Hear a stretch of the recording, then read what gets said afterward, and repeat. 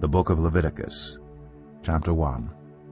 The Lord called to Moses and spoke to him from the tent of meeting. He said, "Speak to the Israelites and say to them, when anyone among you brings an offering to the Lord, bring as your offering an animal from either the herd or the flock.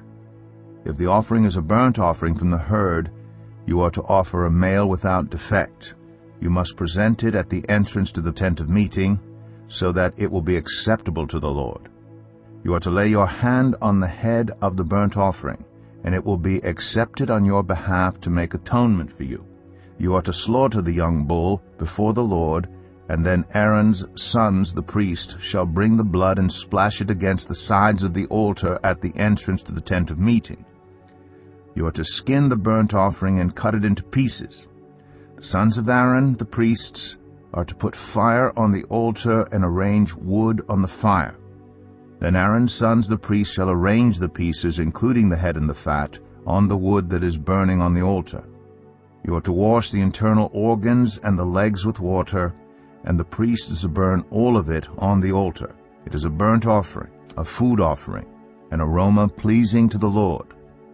If the offering is a burnt offering from the flock, from either the sheep or the goats, you are to offer a male without defect.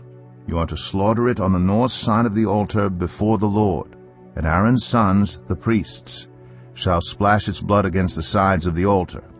You are to cut it into pieces, and the priest shall arrange them, including the head and the fat, on the wood that is burning on the altar.